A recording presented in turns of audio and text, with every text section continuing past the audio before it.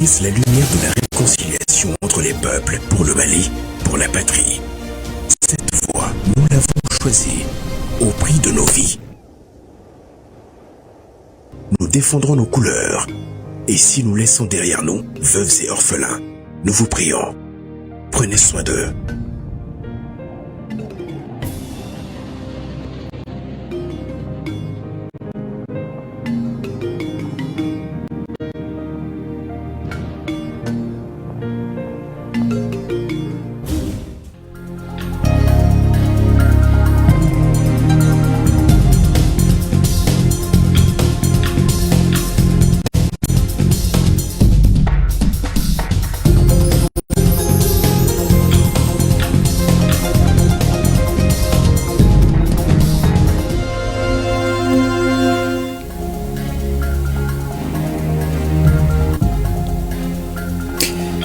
L'actualité, première rencontre du comité national de l'AES et c'est pour coordonner les actions entre les pays de la Confédération des États du Sahel dans le domaine de la sécurité, de la diplomatie et du développement durable. Plus de détails dans ce 20h. Nous parlerons également de la rentrée de la deuxième promotion de l'école d'état-major des forces de sécurité. Ils sont 34 à y prendre part pour une durée de 9 mois. La douane de Ségou a saisi 9 conteneurs chargés de produits alimentaires impropres à la consommation à Nyono. Le gouverneur de la région de Ségou a salué cette prouesse de la douane. Élection présidentielle américaine. La rédaction parlera ce soir du processus de vote, des étapes et de la mobilisation des Américains. Et fiscalité, on en parle ce soir dans la chronique judiciaire. Elle occupe une place importante dans la vie politique, économique et sociale d'un pays. Tout sur la fiscalité, c'est dans ce 20h. Bonsoir à tous et bienvenue dans la grande édition de ORTM 1. À l'ouverture de ce journal, la réunion du comité interministériel de gestion des crises et catastrophes sur les inondations présidée par le Premier ministre. Le chef de gouvernement a salué l'engagement de tout le gouvernement pour une bonne reprise des classes hier lundi. Nous l'écoutons au micro de Mamari Koné à Loutouri. Souci des hautes autorités du Mali, c'est garantir à l'enfant malien une école, ce qui est son droit. Je voudrais rappeler un certain nombre de choses. Le président tient, et le gouvernement aussi, à ce que nous fassions un suivi rapproché du processus d'ouverture des écoles, pour que nous ne nous arrêtons pas au simple fait que les écoles sont ouvertes. Nous savons que même en temps normal, même lorsqu'il n'y a pas d'inondation, il y a toujours des cas où on ne rentre pas le même jour. A fortiori, avec la nouvelle situation, il nous appartient donc régulièrement à travers les gouverneurs, à travers les structures de base de l'éducation, de faire le point afin que nous puissions informer qui nous voit. Il va sans dire que cette situation doit nous donner à tirer des leçons. Il faut qu'on suive cette affaire, pour ainsi dire, jusqu'au bout. Surtout que le ministre de l'Éducation a donné des assurances à la population qu'il n'y aura pas d'impact significatif sur le programme du cursus scolaire. Mais qu'on se mette déjà à préparer l'année prochaine. Au total, le plus important, c'est d'assurer une rentrée paisible sur l'ensemble du territoire national. Il y a maintenant les zones spécifiques. Par exemple, Kidal, c'est un défi pour le Mali. Je voudrais lancer un appel pressant à tous les acteurs de l'éducation d'être réceptifs à ce cri de cœur du gouverneur. Que tout le monde rallie Kidal, Gao, Menaka, Tessalit et toutes les régions du Mali. Les régions où c'est difficile. Maintenant qu'on a la souveraineté du Mali sur l'ensemble du territoire, il ne faudrait pas que certains manquements donnent du gré à moudre à ceux qui veulent minimiser l'effet de la prise en main de la souveraineté du Mali. Je le disais dans les titres, première rencontre du comité national AES, un comité chargé de coordonner les actions des pays de la Confédération des États du Sahel sur le plan de la sécurité, la diplomatie et le développement durable. Plus de précision, écoutons Abdoulaye Diop, ministre des Affaires étrangères et de la coopération internationale, au micro de Boubacar Bablin Touré et Abdoul Salam Bambara. Après le sommet de Niamey, le Mali a pris la présidence de la Confédération des États du Sahel. Et dans ce cadre-là en particulier, il était convenu que dans chaque État membre de la Confédération, on puisse mettre en place un comité national AES. Au mois d'août, le président de la transition a signé un décret présidentiel mettant en place le comité national AES sous l'autorité directe du chef de l'État, avec le ministre des Affaires étrangères en charge de la coordination et un certain nombre de membres du gouvernement. L'objectif essentiel de ce comité, c'est de pouvoir vraiment apporter une orientation stratégique au chef de l'État dans la conduite de la Confédération, mais aussi de pouvoir coordonner toutes les actions du Mali et tout mettre en œuvre pour la défense des intérêts de notre pays. Donc il s'agissait de la toute première réunion du comité de pilotage de ce comité national AES pour pouvoir discuter d'abord de notre organisation, pour pouvoir aussi passer en revue la feuille de route de la présidence malienne, feuille de route dans laquelle il y a des actions qui sont déclinées dans le domaine de la sécurité et de la défense, dans le domaine de la diplomatie, comme dans le domaine du développement, où il y a des actions en cours et des initiatives. Nous avons fait le point et nous avons souhaité mettre l'accent sur un certain nombre de choses qui puissent renforcer l'action. D'abord, du point de vue de la sécurité, les ministres en charge de la sécurité sont à pied d'œuvre, continuent leur travail de sécurisation. Nous, au niveau de la diplomatie aussi, nos ministres des Affaires étrangères, nous nous étions retrouvés ici à Bamako le 16 septembre pour pouvoir vraiment décider des actions à mener, la coordination de l'action. Sur le volet développement, le ministre des Finances coordonne une équipe d'une dizaine de ministres sur les questions de développement, sur les projets structurants, sur la libre circulation, sur des initiatives à prendre pour pouvoir renforcer l'intégration entre les trois pays. Donc en résumé, cette réunion, c'était vraiment pour pouvoir avancer dans la mise en œuvre de notre feuille de route et comment nous allons nous organiser, tant au niveau ministériel, mais il y a aussi une équipe d'experts dans chacun de ces trois volets, diplomatie, sécurité et développement, où nos équipes sont ensemble. Donc c'était ce premier travail sur lequel nous allons aussi rendre compte au chef de l'État et aussi nous focaliser sur des priorités et des actions à mener avant la fin de la présidence malienne. Également dans ce 20h, rentrée de la deuxième promotion de l'école d'état-major des forces de sécurité, 34 stagiaires de la police, de la protection civile, de la gendarmerie et de la garde nationale prennent part à cette formation théorique et pratique de 9 mois. Nous notons également la participation de 2 Burkinabés et 2 Nigériens. Le point de la cérémonie avec Bemba Sibi et Abou Koni. Leadership et commandement dans l'armée malienne, enjeux et perspectives, c'est le thème inaugural abordé lors de la rentrée de la deuxième promotion de l'école d'état-major des forces de sécurité. Une thématique qui illustre l'importance du leadership dans le commandement des troupes. Un sujet qui sera largement partagé avec les 34 stagiaires qui constituent cette promotion. Cette seconde rentrée traduit la volonté des autorités militaires de renforcer les capacités des officiers. Le capital humain, c'est le principal atout de l'armée et des services de sécurité. Nous travaillons sur la gouvernance et la réforme du secteur de la sécurité au Mali depuis plus d'une dizaine d'années. Et la réforme est portée par les hommes.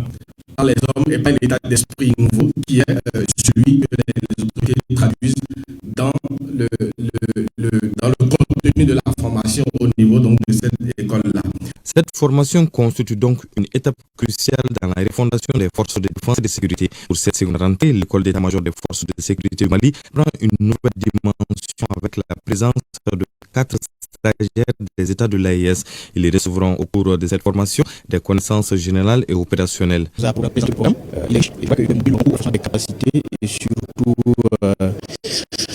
pour nous offrir un bagage suffisant pour servir un état-major. Il y a plusieurs domaines à enseigner. Le domaine de la connaissance générale et le renforcement surtout de la capacité de commandement. Quand on comprend un problème, il est facile de trouver les solutions. Au terme des 9 mois de formation, les officiers stagiaires, dont 9 femmes issues de la police, de la gendarmerie, de la protection civile et de la garde nationale, seront aptes à assurer la responsabilité de l'emploi opérationnel des forces. Pour rappel, l'école d'état-major des forces de sécurité a pour mission de former des officiers capables d'occuper des fonctions stratégiques au sein des forces de sécurité.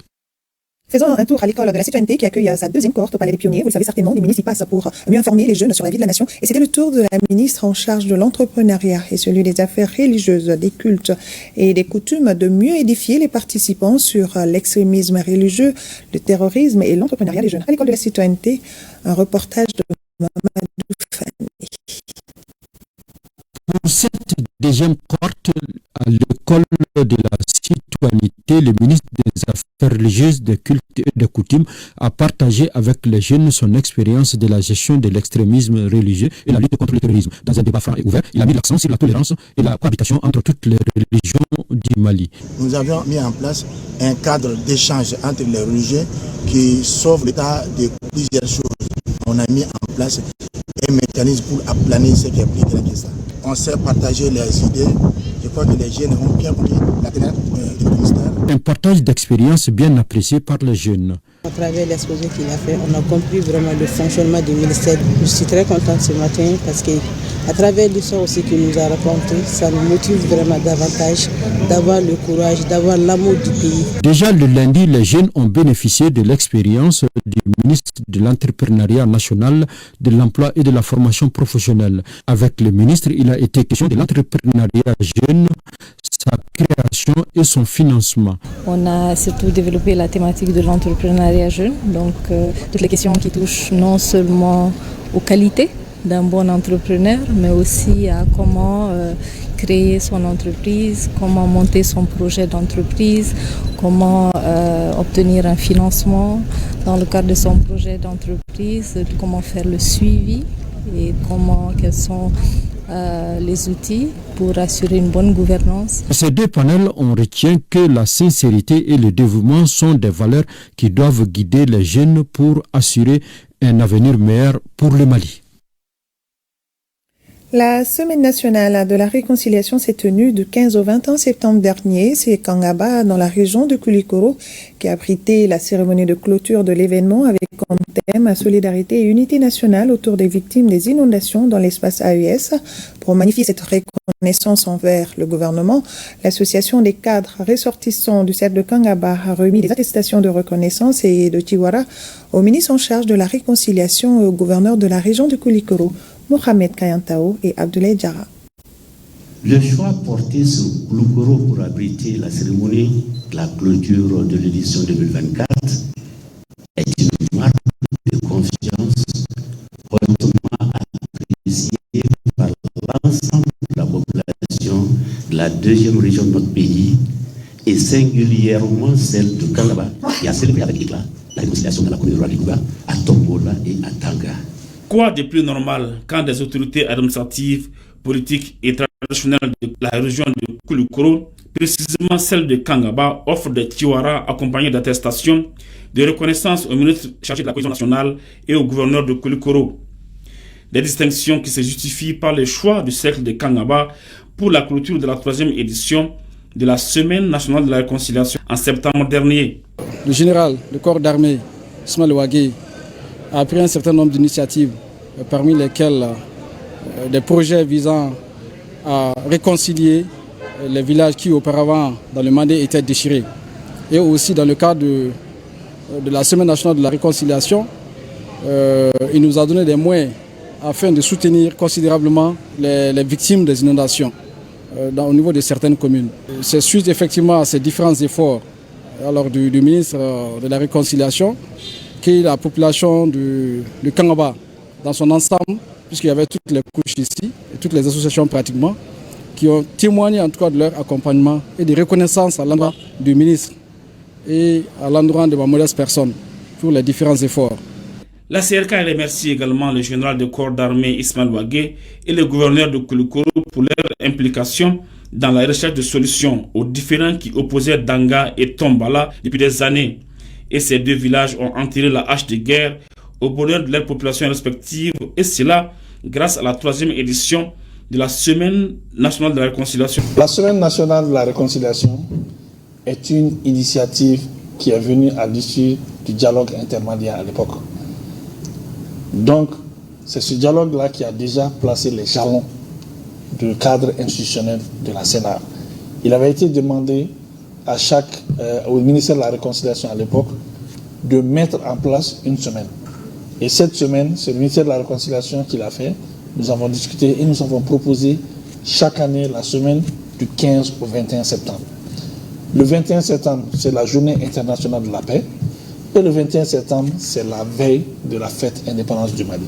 Quelqu'un n'est à l'aise que quand le travail qu'il fait est compris et apprécié. Ça veut dire tout simplement que tu te sens utile et ça veut dire que tu penses que ce que tu fais est utile. Parce que nous sommes là pour les populations, pour les communautés. Les deux récipiendaires, à savoir le ministre Ouagué et le gouverneur Sanogo, se disent émis par cette marque de reconnaissance de la part de la CRK. Ils en ont également profité pour appeler les ressortissants de Kangaba à plus d'engagement pour y recoudre le tissu social. Et cette séance de travail entre le vice-ministre de la Science et de l'Enseignement supérieur de la Fédération de Russie et son homologue de l'Enseignement supérieur et de la Recherche scientifique du Mali, il a été question de renforcement des activités scientifiques et de recherche entre les deux départements. Compte rendu, Fadema Keita. Lors de la participation du président de la transition, le général d'armée Assimi Goïta, au premier sommet Russie-Afrique, au cours duquel des dizaines de conventions ont été signées, et la visite du ministre de l'Enseignement supérieur et de la Recherche scientifique en Russie, sanctionnée elle aussi par plusieurs accords et activités scellées, les départements de l'enseignement supérieur des deux pays s'entretiennent en vue d'intensifier leur coopération dans le domaine de la recherche et de renforcement des capacités des chercheurs. Le vice-ministre de la Science et de l'Enseignement supérieur de la Fédération de Russie et la forte délégation qui l'accompagne entendent entreprendre un éventail d'activités scientifiques et d'échanges culturels avec les professeurs et chercheurs maliens.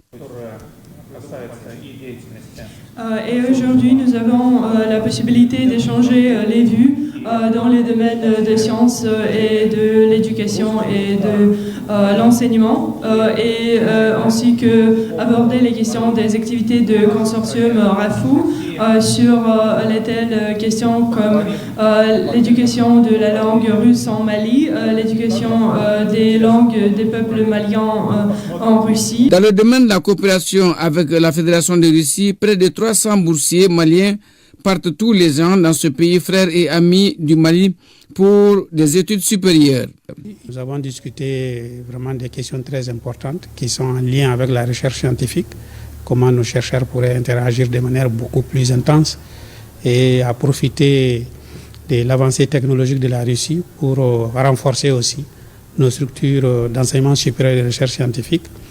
Et nous avons échangé aussi sur la formation des cadres maliens. Selon les informations reçues après la rencontre d'échange qui s'est déroulée sans les médias, le vice-ministre de la Science et de l'Enseignement supérieur de la Fédération de Russie et son homologue du Mali veulent qu'il y ait davantage d'activités de recherche et de formation entre les deux pays. Parlons également de cette prouesse de la douane de Ségou. Je le disais dans les titres, elle vient de saisir 9 conteneurs chargés de produits alimentaires impropres à la consommation et aussi de matériel électrique. Ces conteneurs ont été saisis plus précisément à Nyono et le gouverneur de la région de Ségou s'est rendu sur place pour encourager les soldats de l'économie pour cette performance. Le point avec Candécila. Devoir de reconnaissance et d'encouragement en se rendant à la direction régionale des douanes de Ségou, le chef de l'exécutif régional voulait ainsi saluer les efforts des soldats de l'économie pour leur performance. Une de toutes dernières prouesses de ce service est la saisie de 9 conteneurs contenant des produits alimentaires et autres matériels électriques. Cette production de la viande de chèvre, de mouton, du poisson, en état de putréfaction pratiquement, et qu'on s'apprêtait à mettre sur le marché. cette saisie a pu se réaliser grâce au suivi, grâce aux renseignements douaniers que nous avons utilisés et qui nous a permis de suivre un tout petit peu les mouvements de ces cargaisons jusqu'à leur interception. Ces orientations nous ont été transmises par le directeur général des douanes qui a insisté sur le deuxième volet, c'est-à-dire la lutte contre la fraude, pour que ce coup soit un filtre. À cette saisie s'ajoute l'apport remarquable de la direction régionale des douanes à l'économie nationale. En termes de recettes, si l'année dernière, les prévisions ont été dépassées pour plus de 14 milliards de francs CFA, cette année, déjà, plus de 12 milliards de francs CFA ont été mobilisés. J'ai dû initier cette visite à la suite des nombreuses prouesses qui sont réalisées au niveau de la région par la douane régionale, tant sur le plan des recettes douanières que sur celui de la préservation de la santé et du bien-être des populations. Une occasion pour le gouverneur de Ségou de féliciter et d'encourager le directeur régional et toute son équipe dans leur mission d'avant-gardiste contre la fraude et la mobilisation de recettes pour le bonheur des populations. Et cette action humanitaire à l'endroit des femmes vulnérables, elles ont reçu de la part de leurs sœurs parlementaires des vivres. Le réseau des femmes parlementaires du Conseil national de transition a fait parler son cœur pour amoindrir la souffrance des femmes vivant avec un handicap, les fistuleuses, celles atteintes de cancer, les femmes déplacées et les patientes du service de psychiatrie du Point G. Aguebo Koulibaly était pour ORTM 1. Après le président du CNT, le général de corps d'armée Malick Diaw, les femmes parlementaires ont décidé de répondre aux besoins de certaines couches vulnérables de la société. C'est ainsi que nous avons décidé de mettre à la disposition des femmes vivant avec un handicap une tonne de riz, du sucre et différents lots de savon et d'huile. Les femmes fistuleuses, une tonne de riz, du sucre et différents lots de savon et d'huile. Les femmes vivant avec le cancer, une tonne de riz, du sucre et différents lots de savon et d'huile. Les femmes déplacées internes de chez nous suite aux inondations, une tonne de riz, du sucre et différents lots de savon et d'huile. Les femmes du Point G ayant des problèmes psychiatriques, une tonne de riz, du sucre et 200 000 francs CFA pour leur prix de condiment. Dramé Kadidja Touré, porte-parole des bénéficiaires, a exprimé la gratitude des femmes touchées par cette attention. Nous remercions les femmes parlementaires par ces beaux gestes. Je profite pour demander à nos autorités de subventionner notre médicament. Le médicament pour le traitement des cancers est cher. À travers ce geste, vous venez quand même encore de parler, votre cœur en tant que femme. Ces actions de solidarité, vous l'avez choisi vraiment un groupe cible spécifique pour faire encore une fois une trace vraiment de solidarité et dire encore une fois, certes, que c'est des couples qui vivent vraiment avec des handicaps, mais qui ne sont jamais oubliés, et dire encore une fois qu'au plus haut sommet, les uns et les autres pensent en tout cas à eux pour amoindrir bien entendu leur souffrance. En posant ce acte de solidarité, les femmes parlementaires montrent qu'au-delà de la législation, elles se tiennent aux côtés des citoyens les plus fragiles. Un soutien qui ne se mesure pas seulement en vivres, mais en compassion et en espoir renouvelé. D'une action humanitaire à une autre, cette fois-ci, c'est le collectif des ressortissants du Nord Coréen qui a remis une enveloppe de 12 millions de francs CFA aux victimes d'inondations des régions du Nord. Un geste pour soutenir les efforts du gouvernement pour une assistance aux sinistrés. On en parle avec Sorona Kamisoko. Colonel Assaba Diallo Touré, ministre de la Santé et du Développement social, reçoit des mains de Malick Alousseni Touré, le président du Coréen, collectif des ressortissants du Nord, la somme de 12 millions de francs CFA. Un appui pour venir en aide aux victimes d'inondations des régions nord du Mali. Selon le président du collectif, l'initiative s'inscrit dans le cadre du soutien aux actions publiques et au développement du Nord. Nous avons l'honneur de vous remettre cette contribution modeste afin qu'elles puissent bénéficier directement aux victimes de ces régions en complément des actions déjà entreprises par le gouvernement et ses partenaires, ainsi que toutes les bonnes volontés. À travers ce geste, le Coren répond à l'un des soucis des autorités, celui de contribuer à l'amélioration des conditions de vie des populations. L'action que le Coren vient de poser nous va droit au cœur, parce qu'ils sont ressortissants du Nord, tous basés ici à Bamako. Ça veut dire qu'ils n'ont pas oublié leurs origines, qu'ils n'ont pas oublié les parents qui souffrent quelque part. Merci pour ce geste noble. Et soyez rassurés que chaque franc que vous venez de donner sera remis aux bénéficiaires et nous veillerons dessus. Et le ministre colonel Assa Badialo Touré d'ajouter que ce geste du Coren marque le début d'une collaboration entre son département et le collectif, surtout en matière d'assistance des personnes en situation difficile dans les régions concernées.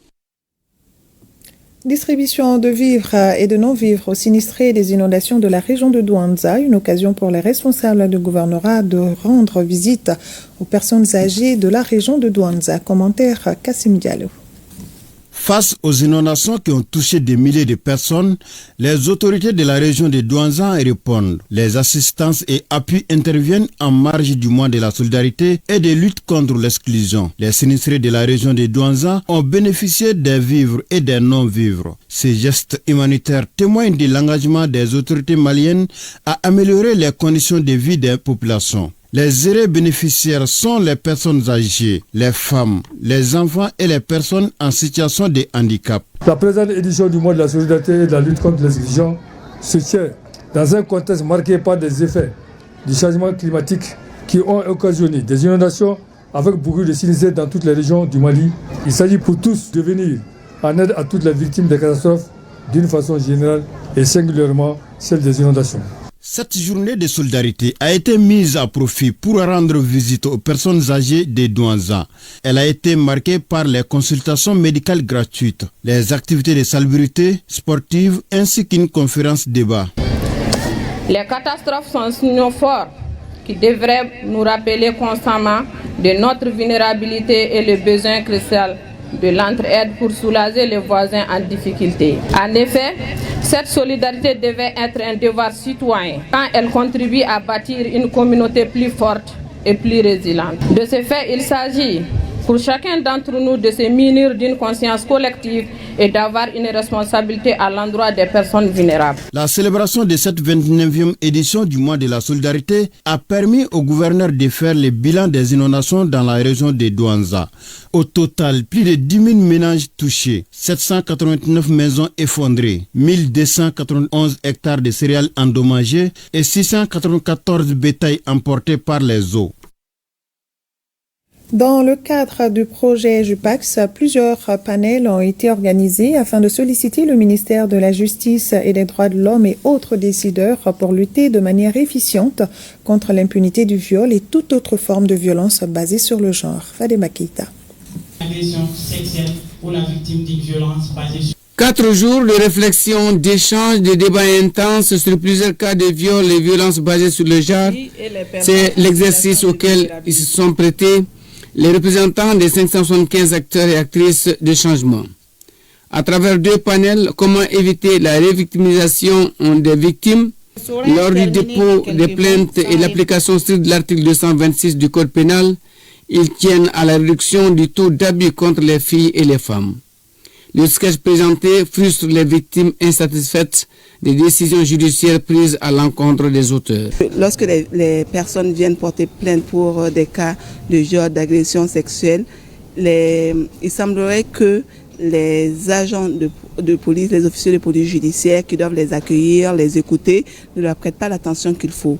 Et souvent les questions que ces personnes posent amènent à une revictimisation, une nouvelle victimisation des victimes. C'est ça qui fait aussi que les gens souvent ne veulent pas aller vers la justice pour aller porter plainte. Avec les professionnels du domaine, autorités judiciaires, dont le ministère de la Justice et de la Promotion de la Femme, ils tiennent ensemble au renforcement des bonnes pratiques et exigent l'application stricte des sanctions pénales contre toute forme de violence basée sur le genre. À mon retour, les actions que nous allons poser pour réduire les violences, ce serait toujours de sensibiliser la communauté, de conscientiser les juridictions.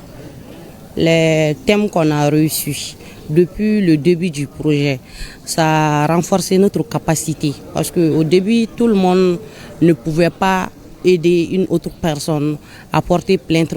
Acteurs et actrices de changement sont formés et soutenus dans le cadre du projet Appui à la justice et à la paix au Mali, JIPAX. Il est mis en œuvre par Avocats sans frontières Canada avec le soutien financier d'Affaires mondiales Canada. 12e édition du CEO Talk du réseau de l'entreprise en Afrique de l'Ouest avec comme thème mode et design. Est-ce un véritable business? La promotrice de Ikaluk, So Amissa Terra, était l'invitée de cette édition. Reportage d'Auda Koni. Le CEO Talk du réseau de l'entreprise en Afrique de l'Ouest REA au Mali, qui est à sa 12e édition, est une tribune de dialogue, un espace de réflexion, d'échange et de partage d'expériences entre un chef d'entreprise confirmé et les jeunes. Car il s'agit pour le chef d'entreprise invité de parler de son parcours, de ses difficultés, de ses succès et des ressorts qui lui ont permis d'atteindre ce niveau dans l'entrepreneuriat. Quand j'ai commencé mon parcours pour Ikaluk, j'ai affronté des défis que vous ne pouvez même pas imaginer. Aujourd'hui, en prenant du recul, je me rends compte que ces expériences, finalement, m'ont donné une vision large sur les problématiques de notre secteur. Cet entrepreneur est dans le domaine de la créativité, dans le domaine de la mode. Et c'est un parcours extrêmement difficile. Et c'est vraiment là où on devrait saluer Madame So Nafissa Terra pour le combat qu'elle a mené. Parce que autant elle mène ce combat pour créer et sortir des nouveaux produits, autant elle mène un combat pour la reconnaissance de cette marque et elle mène en plus un autre combat en tant que chef d'entreprise, participant vraiment au développement de ce pays. La culture, le mode et l'emploi font bon ménage. Ce qui témoigne la présence du ministre de l'Artisanat, de la Culture, de l'Industrie hôtelière, Andogoli Guindo, à cette rencontre. Nous avons la forte conviction que la mode et le design sont des puissants marqueurs d'identité culturelle. Et c'est un secteur qui contribue beaucoup, non seulement à la protection de notre patrimoine culturel, mais aussi qui participe justement de la promotion et de la valorisation de ce patrimoine. Le ministre Guindo a invité les créateurs de la mode à aller vers la sécurisation des créations avant d'insister sur le changement de paradigme proposé par certains intervenants en invitant les acteurs du secteur de la mode à prendre en compte la formation professionnelle. Et oui, le Made in Mali en marche. Plus d'1,6 milliard de francs CFA, c'est le budget prévisionnel de réalisation des activités de l'ONEF, Observatoire national de l'emploi et de la formation pour l'année 2025. L'information a été donnée lors de la 17e session ordinaire de son conseil d'administration. Compte rendu, Balakissa Ouattara et Kalunga Konati. Il est l'une des vitrines de l'emploi et de la formation professionnelle au Mali. L'ONEF, Observatoire national de l'emploi et de la formation, a pour mission de produire des statistiques de qualité sur l'emploi et la formation afin de mieux orienter les stratégies de création d'emplois. Pour cette année, l'ONEF affiche un bilan satisfaisant avec un taux de réalisation de 92% de ses activités. Quand on avait fait une première étude, on s'est rendu compte que les diplômés en sciences économiques et de gestion avaient le plus fort taux de chômage parmi tous les sortants des universités. La raison pour laquelle nous avons effectivement ciblé en fait ces catégories d'étudiants pour vraiment faire une analyse approfondie pour connaître un peu les secteurs d'activité dans lesquels ils évoluent effectivement et aussi quelles sont les difficultés auxquelles ils sont confrontés sur le marché du travail après la fin de leur formation. L'amélioration de la gestion et le renforcement des capacités de l'ONEF, l'amélioration de la collecte du traitement et de l'utilisation des statistiques de l'emploi, ce sont là quelques axes qui figurent sur le nouveau plan stratégique de développement de 2025. Le budget prévisionnel de réalisation des activités en 2025 est estimé à 1,6 652 863 000 francs CFA, soit une hausse de 8,20% par rapport au budget prévisionnel de 2024. Ces ressources seront mobilisées auprès de l'État, des partenaires financiers comme la coopération luxembourgeoise dans le cadre de la mise en œuvre des programmes Mali 2021, Mali 2022 et 2026. La ministre a exhorté le NEF à diversifier ses sources de financement pour la production des données statistiques fiables et régulières sur l'emploi et la formation. Et cette rencontre de sensibilisation et de plaidoyer en faveur du cryptage robuste, une occasion pour les professionnels de l'écosystème numérique malien d'échanger entre eux pour une bonne sécurisation de l'espace numérique de notre pays. Reportage Bokari Koulibaly et Idrissa Traoré. En proie au terrorisme et à l'insécurité depuis plus d'une décennie, le Mali est également victime de cyberattaques. Pour faire face à la problématique et sécuriser l'écosystème numérique, une pléiade d'acteurs du domaine réfléchit sur la question à travers un atelier de plaidoyer en faveur du cryptage robuste. L'objectif visé de cet atelier, c'est que d'abord on incite l'administration générale à adopter le chiffrement pour justement protéger nos données informatiques, à sensibiliser justement les techniciens qui sont en train de prendre part à s'appliquer. Le secteur privé sont invités justement aussi, ils seront sensibilisés pour développer des applications, pour justement faire des projets, des programmes informatiques qui vont aller dans le sens de ce cryptage. Cette session qui entre dans le cadre de la célébration du 21 octobre, Journée mondiale du chiffrement, va s'articuler autour de 3 thématiques majeures. Il y aura une première thématique qui va porter sur le fonctionnement même du cryptage. En plus de ça aussi, il y aura une autre thématique qui sera développée, qui est intitulée « Plaider pour un cryptage robuste ». Et ensuite, il y a une troisième thématique qui va nous parler de tout ce qui est porte dérobée, tout ce qui est question sécuritaire derrière le cryptage. Rendu possible grâce à la coopération entre le complexe numérique de Bamako et Internet Society, cet atelier voit également la participation des structures techniques publiques et privées du monde numérique. À l'issue de la session, il est attendu des recommandations permettant de doter le Mali des systèmes devant sécuriser l'espace numérique. À Kayes, des gynécologues obstétriciens venus de tout le Mali vont procéder au dépistage gratuit des cancers du sein et du col de l'utérus, ainsi qu'au traitement gratuit des cas positifs et la prise en charge gratuite de grossesse à risque et ou compliquée. Et oui, tout est gratuit. Et c'est dans le cadre de la première édition de la régionale de la Société malienne de gynécologie obstétrique, couplée à la campagne de Octobre Rose. Balkissa Sadibou Chérif Haïdara. Les journées scientifiques de la SOMAGO, Société malienne de gynécologie obstétrique, sont une opportunité pour les organisateurs de la régionale de la SOMAGO de faire le bilan des activités menées depuis le lancement de cette première édition et d'offrir un cadre de formation continue, d'orientation et de partage d'expériences au bénéfice des acteurs de la gynécologie obstétrique de Kayes. Nous avions décidé au début qu'on puisse, lors de notre présence, dépister au moins 1000 femmes dans la région. Au terme des activités, au lieu de 1000 femmes, nous avons dépisté 5230 femmes. Et surtout, tous les cas de lésions qui ont été diagnostiqués ont bénéficié d'une prise en charge immédiate, telle que recommandée par l'Organisation mondiale de la santé pour nos pays. Les représentants du ministère de la Santé à cette rencontre reconnaissent l'importance de cette initiative de la SOMAGO et surtout de la communication pour prévenir les maladies de la mère et de l'enfant. Quand on parle de la santé de la reproduction, c'est plusieurs leviers. Les sociétés savantes constituent des maillons essentiels. Les partenaires qui tournent autour constituent aussi des maillons essentiels pour qu'on puisse bouger. Mais la volonté gouvernementale est encore plus essentielle. Je voudrais exhorter tout un chacun, ici présent et même ailleurs, à mettre l'accent sur la communication, qu'elle soit interpersonnelle, de masse, sur Facebook ou dans les radios de proximité.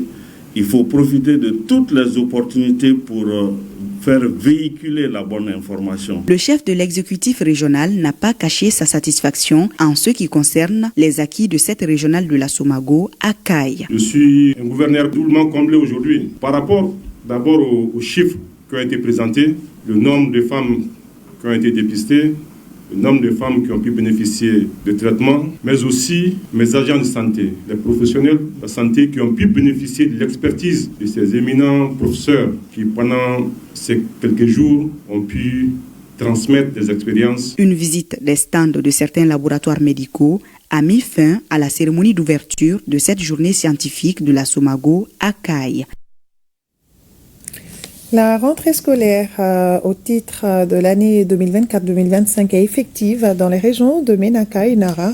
C'est le constat fait par les autorités administratives des deux régions, suivant le commentaire de Bokari Koulibaly avec le concours de nos stations régionales. Lundi 4 novembre 2024, il est 7h45 au lycée public de Nara. Les directeurs de cabinet du gouverneur s'imprègnent ainsi de l'effectivité de la reprise des classes. Après un tour à l'Institut de formation des maîtres, il a pris part à la leçon modèle au groupe scolaire Njawar Diop axé sur l'entrepreneuriat. Leçon qui n'a pas été choisie au hasard, pour qui sait que cette préoccupation a été d'ailleurs l'une des recommandations phares des États généraux de l'éducation. Je m'en vais féliciter les enseignants qui ont été choisis pour véhiculer ces leçons et partout nous avons compris que c'est une leçon modèle qui a rencontrer l'adhésion des élèves. De Nara, nous nous rendons à Menaka où le gouverneur de la région a constaté avec satisfaction la rentrée académique. Occasion pour lui de saluer le gouvernement et ses partenaires pour les efforts consentis. Toutes les mesures ont été prises depuis lors par les plus hautes autorités de notre pays et leurs partenaires pour une rentrée effective, en respectant les droits des citoyens victimes d'inondations et ceux des enfants dont les classes sont à l'école. Chers enfants, je vous invite donc à être assidus à l'école, à respecter vos enseignants qui vous transmettent les meilleurs d'eux-mêmes si vous voulez devenir des bons exemples de demain. Un tour dans la région de Sikasso et plus précisément à Kadiolo pour parler de la fin du 3e séminaire de formation sur l'administration scolaire. Une soixantaine de directeurs de Médersa et écoles franco-arabes ont pris part à cette formation sur le rôle des directeurs et les généralités de l'administration scolaire. Compte rendu, Moustapha Doumbia et Boubacar Koulibaly. Il s'agit du 3e séminaire de formation sur l'administration scolaire organisé par l'association Sanabil. Une session de 5 jours qui a enregistré la participation d'une soixantaine de directeurs des médersa arabo-islamiques. On ne peut pas former des enseignants sans la formation des personnels administratifs qui gèrent des enseignants. Voilà l'objectif principal de notre formation. En réalité, nous sommes très satisfaits de l'organisation, la qualité, ensuite l'accueil de la part des organisateurs. Les modules abordés ont porté entre autres sur les généralités de l'administration scolaire, les types de directeurs en gestion des ressources humaines, le rôle des directeurs d'école et les qualités d'un bon directeur. Les avantages que nous avons acquis est la bonne gestion de l'administration que nous ne savons pas avant. La formation, elle est la bienvenue. Elle vient à point nommé. De telles formations, nous attendons à cela parce que il le faut pour que les administrateurs que nous avons aujourd'hui puissent mener à bien leur mission. Être directeur d'école n'est pas chose facile. Pour pouvoir mener aisément sa mission, ça ne peut aller sans la connaissance et la maîtrise de l'administration générale. La lecture du Coran et la remise des attestations ont constitué d'autres temps forts de cette fin de formation. La fiscalité, qu'est-ce que c'est réellement? La chronique judiciaire s'y intéresse ce soir. Le gouvernement met en place un système pour collecter des sommes d'argent auprès des citoyens et des entreprises. Le système ainsi mis en place s'appelle fiscalité. La fiscalité occupe une place importante dans la vie politique, économique et sociale d'un pays. En dépit de son importance, son prélèvement donne souvent lieu à des litiges entre l'administration fiscale et le contribuable. Pour éviter de se laisser surprendre par la fiscalité, il est bon, voire indispensable pour tout citoyen de connaître et de comprendre les principes de base qui régissent la fiscalité et les obligations comptables qui en découlent. Tout sur la fiscalité avec Garibou Pérou et Djelimaran Diabati.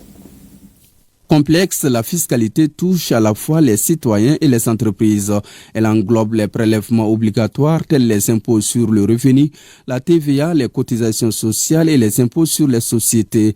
Mais on constate les litiges soit lors de la détermination du montant à payer, soit à l'occasion du recouvrement d'impôts. Pourtant, la fiscalité est un outil, un levier essentiel pour le développement politique, économique et social. Les entreprises pensent que l'administration fiscale à des procédés confiscatoires, donc prélève trop d'impôts.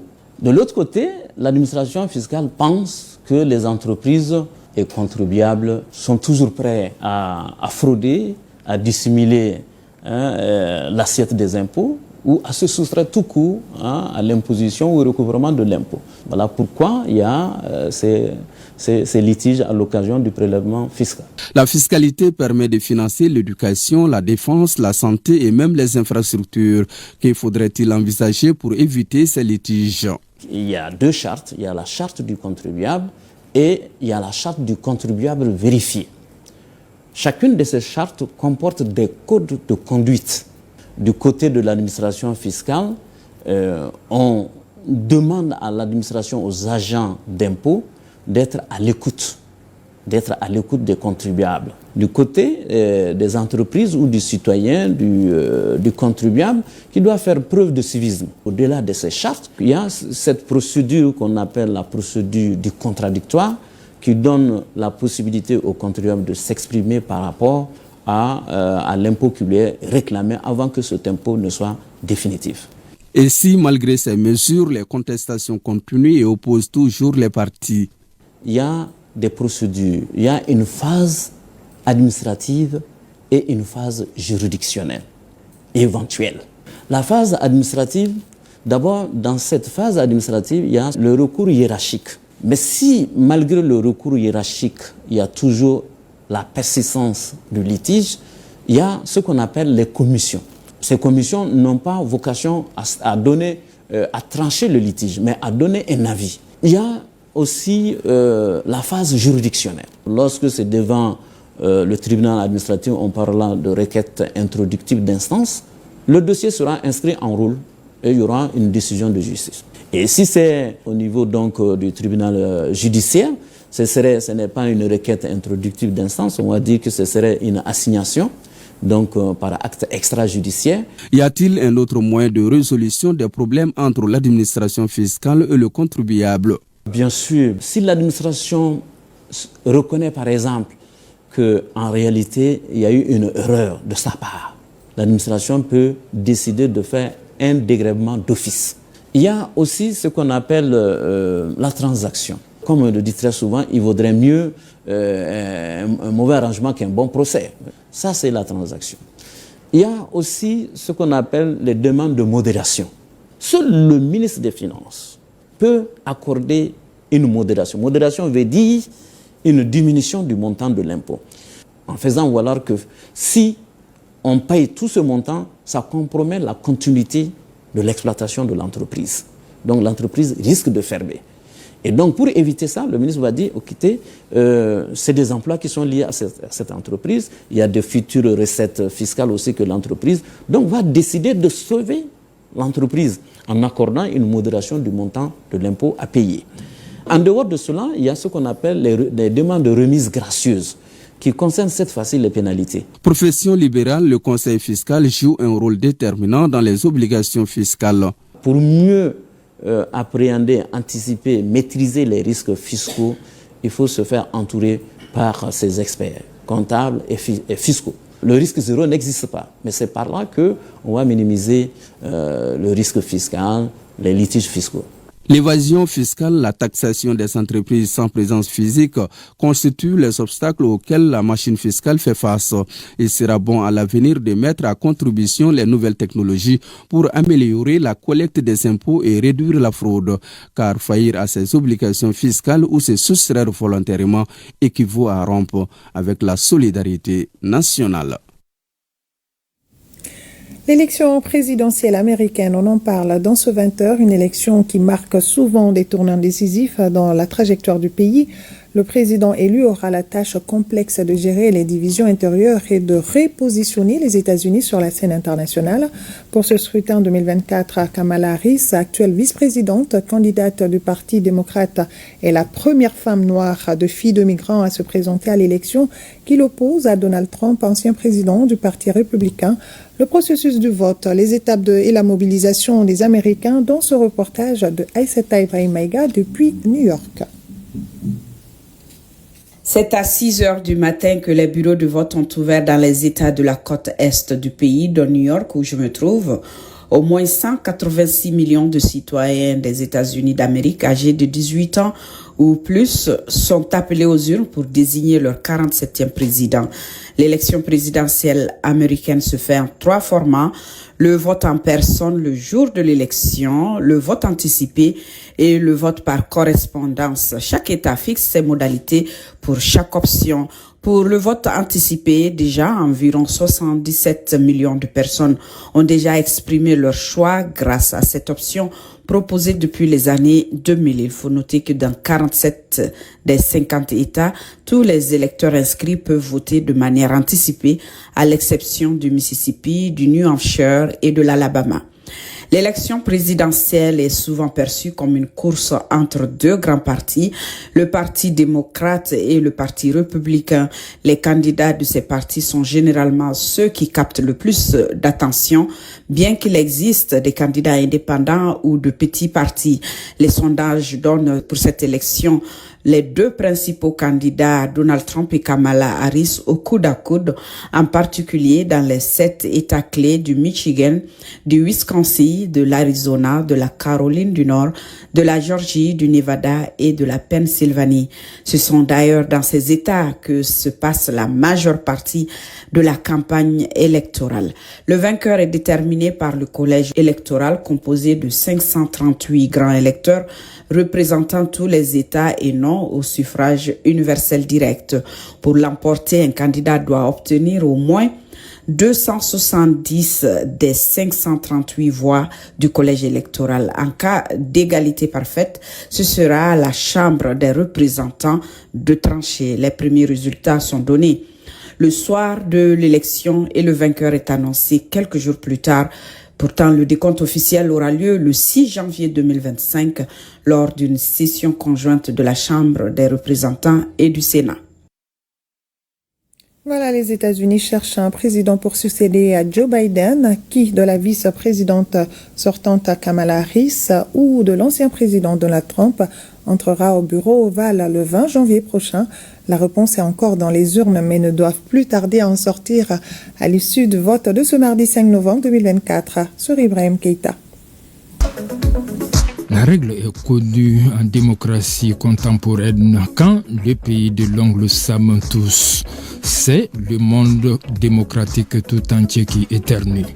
Les gendarmes du monde sont-ils incontournables par le fait de l'immensité de leur territoire, de leur population, par leur puissance? Je veux une réponse sérieuse cette fois.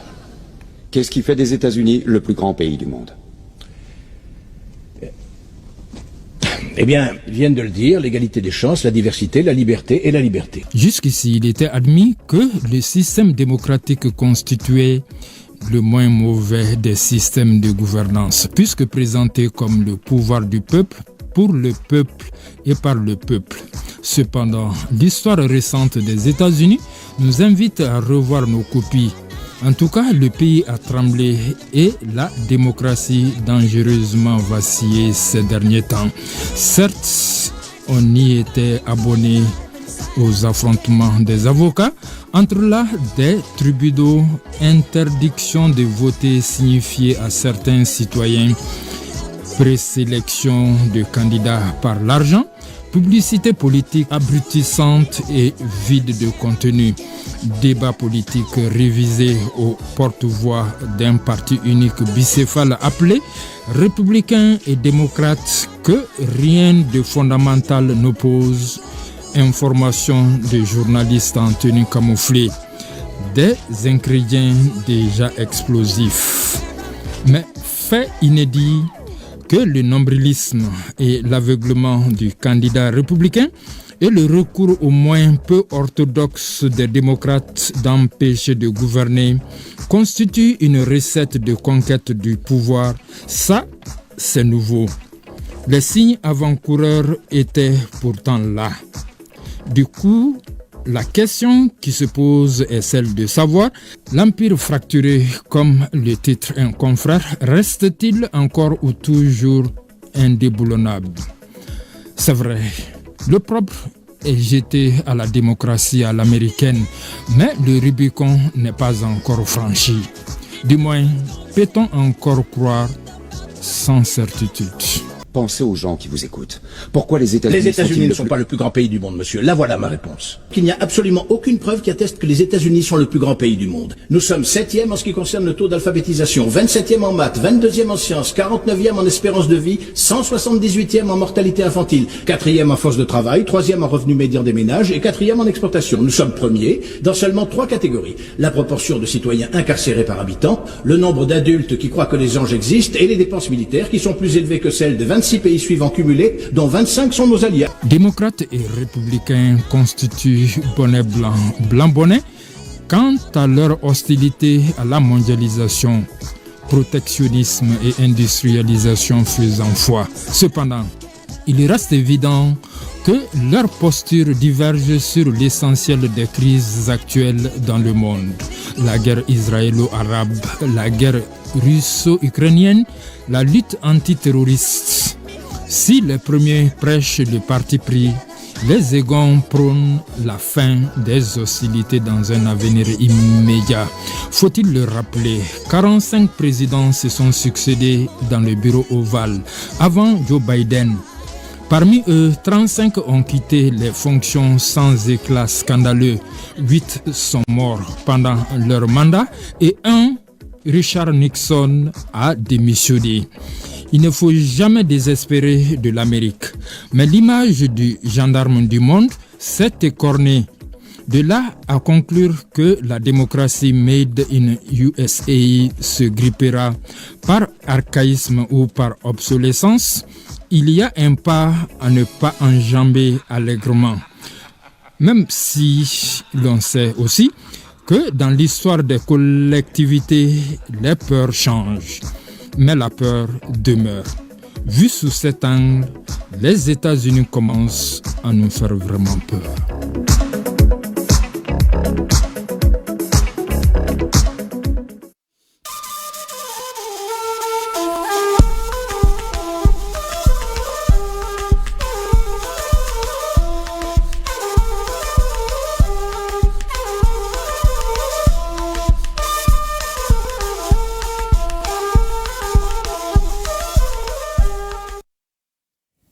Actualité au Burkina Faso, fin de la 17e édition du Salon international de l'artisanat de Ouagadougou. À l'occasion, une soirée a été organisée et présidée par le Premier ministre burkinabé. Une soirée qui a vu des artisans récompensés. Plus d'une 50aine de prix ont été décernés, dont le Grand Prix de président du Faso d'une valeur de 6 500 000 de nos francs.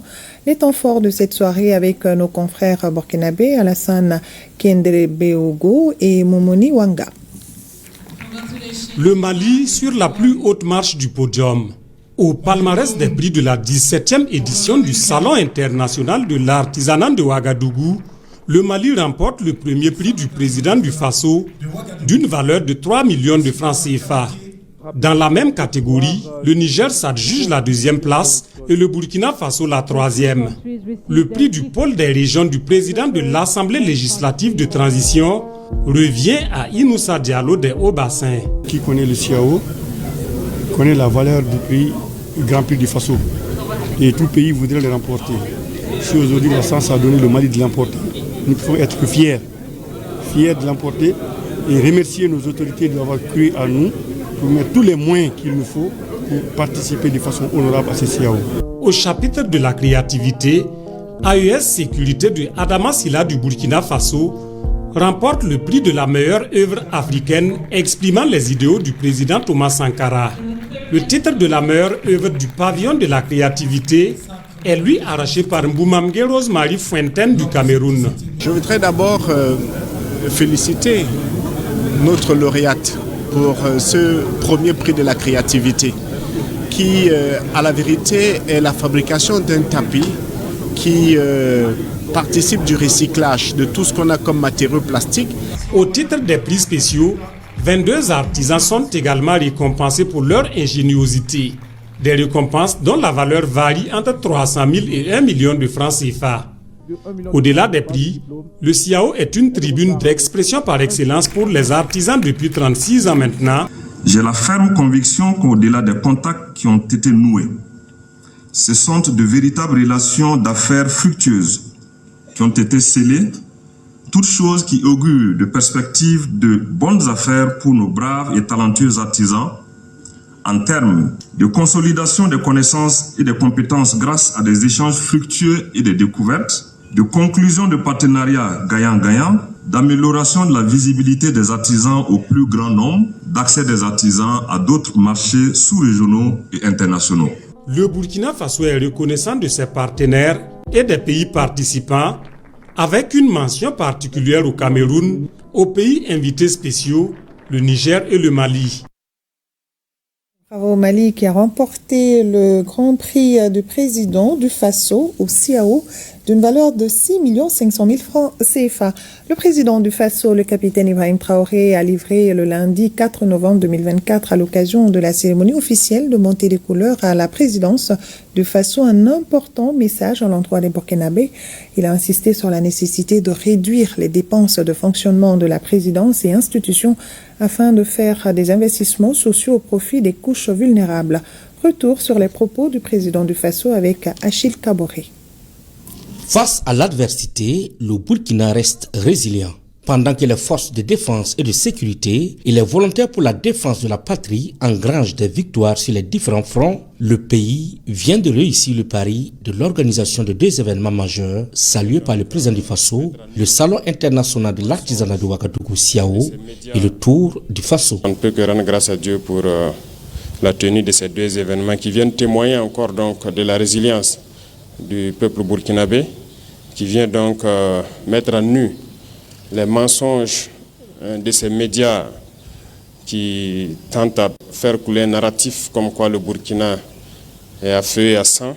Réduire le train de fonctionnement de l'État, cela passe par la rationalisation des dépenses de fonctionnement de l'administration publique. Le président du Faso y tient pour pouvoir investir au profit des populations. Nous nous sommes rendus compte que le fonctionnement prend tellement de place dans notre budget que nous étions obligés de lire donc ces milliers de pages. Ce n'est pas pour le plaisir des yeux, mais nous étions obligés de le lire, de faire venir chaque responsable et d'essayer de rationner pour que le budget serve à faire des investissements socio-économiques structurants de base au profit de nos masses populaires. Cette volonté de rationaliser les dépenses publiques pour investir, certains ne l'ont pas encore compris. Des agents indélicats sont appréhendés au ministère en charge de l'action humanitaire. Ils ont détourné plusieurs milliards.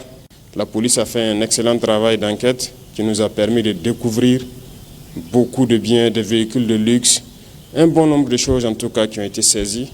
Et l'affaire a été transférée donc à un tribunal. Pendant ce temps, d'autres trouvent que chaque situation est bonne pour tirer profit. Mais le chef de l'État, qui tient à ce que le patriotisme soit un dénominateur commun à tous les Burkinabés, trouve toujours une formule. Nous avons tous suivi les efforts qui ont été faits pour pouvoir acquérir un nouvel avion. La dernière fois, j'étais obligé de recevoir la semaine passée 2 mécaniciens de la compagnie qui, dès l'arrivée de l'avion le 2 du mois dernier, le 3 déposent une demande de démission. Et pour cause, ils demandent une augmentation des salaires de plus de 2 millions. C'est du sabotage. Et je pense que c'est un manque de patriotisme grave. Nous étions obligés de les recevoir et de passer donc le message qu'ils vont travailler de gré ou de force. On ne demande pas à quelqu'un, nous n'allons pas négocier encore. Ils vont travailler et c'est ce qui est en train de se faire. C'est à l'occasion de la traditionnelle montée de couleurs à la présidence du Faso que le chef de l'État, le capitaine Ibrahim Traoré, a livré ce message au peuple burkinabé.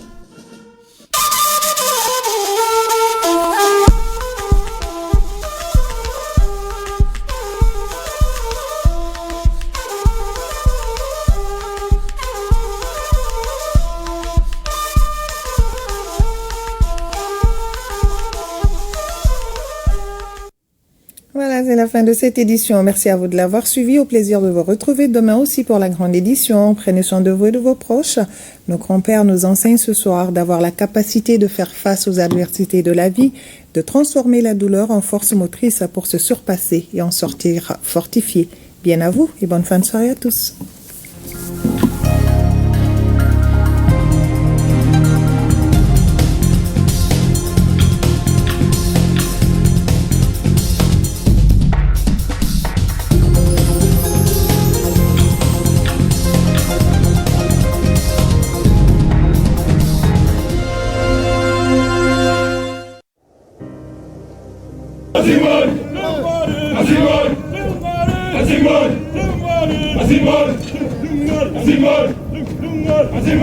Nous laissons derrière nous tout ce que nous avons de plus cher. Enfants, épouses, amis, pères et mères. Fièrement, nous répondons à l'appel du devoir.